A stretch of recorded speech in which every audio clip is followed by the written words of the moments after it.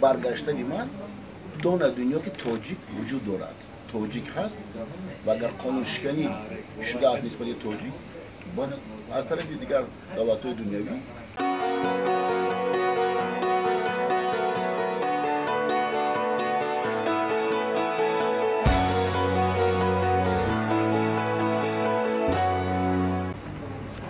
امروز در صحبت اکای کلمات شریکوف مهمونیش داریم. امروز صحبت کردیم یک چند سوال داشتیم درباره ماجرای مهنتی که آینده در اکای کلمات شما با کدام وقت روسیه آمدنی هستیم نیتاتون خلاف دکومنتاتون چطور شده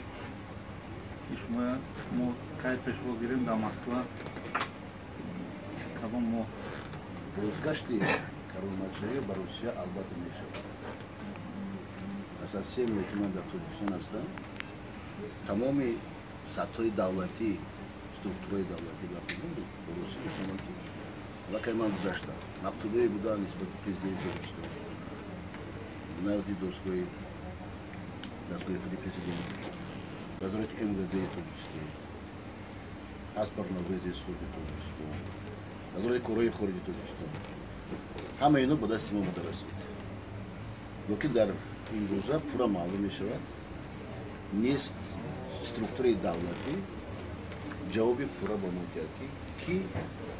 با کدام یک چنین جنایت را با گرده یکی باید گردن خود گرفت دادن چنین سپرافایی که بازگرد دولتا و امان موجود و شهروند روز کرامت شریف این همه در همین فکر و به نزدیکی رساندگان که در روسیه روز 21 دو سودی بزرگ میگذرد области Москва ولایت مسکو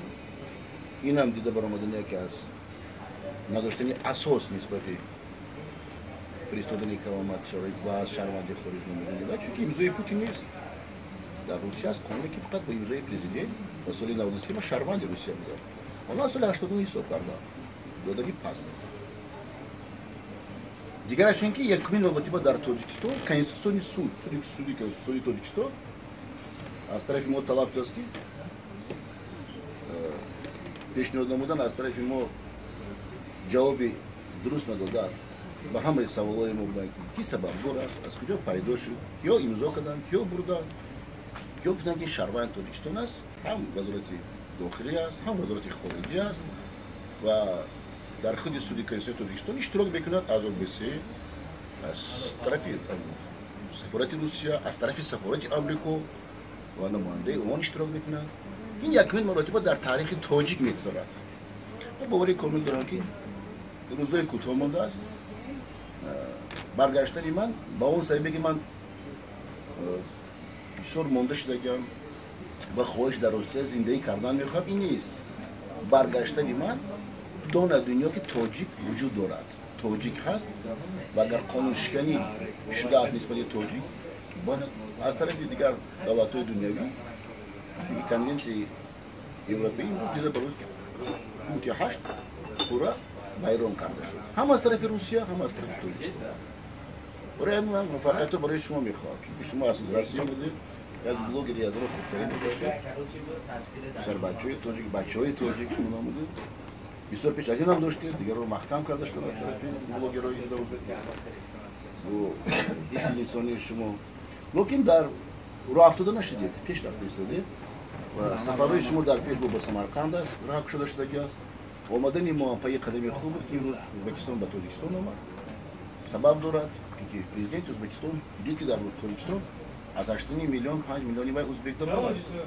چرا او را پرت کرد پوتین هم نپرتافت خلق دنباس اینا هم روز زبان است کرامت شریف هم نخواست که بلیت اخراج در روسیه پرت کرد چرا تاجیک هم پرت کرد شما اگر کار بهترین کردین در روسیه همین اگر که شما سری وقت میگن که پیش با چین زدن نکرد سری وقت اگر شما همین نمی برآمد نمیکردین نشرش محکم نمیکردین من در یوتیوب بسیار مخلص شما وقتی که همون جمع شدش که شما سلام میکنید میگه شما کتیبه استیزا میکنید و یا بسیار لایک کردین شما شکست دادین روسای هم و ارمیانای هم که دیگه تاجیکای پریکول نکنن هر گپو قبیح نزنن بعد فقط همین یوتیوب دامه زدیم شما تماشا میکنیم که چی نوز شده баъди аввал уже бисёриё ҳамин вақте ки мефаҳманд ки тоҷикӣ гуфтанд тоҷикан ино доранд якта лидер доранд дар Москва лидераш вай мешавад лидераш агар ки мо ягон хатогӣ кунем ягон мисол ғам теман тоҷика лидераш мебиям мисол катимот вай мекунад ҳисоб китоб намекунад дарҳол катимот мақсад ки мошояд тиян ҳаминҷа чанд бачаҳо дар ниж навбурдам